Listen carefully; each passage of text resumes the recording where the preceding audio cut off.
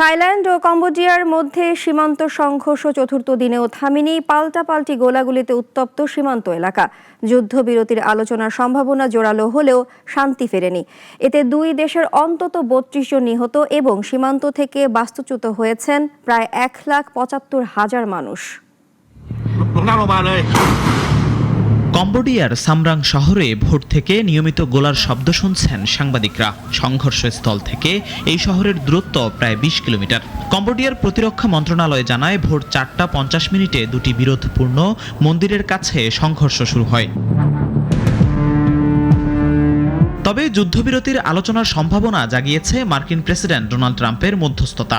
শনিবার তিনি জানান, থাইল্যান্ড ও কম্বোডিয়ার নেতারা তাৎক্ষণিক যুদ্ধবিরতির জন্য আলোচনায় সম্মত হয়েছেন। কম্বোডিয়ার প্রধানমন্ত্রী হুন মানেতো আজ বলেছেন, তারা যুদ্ধবিরতির আলোচনায় আগ্রহী, তবে থাইল্যান্ডকে চুক্তি মানতে হবে।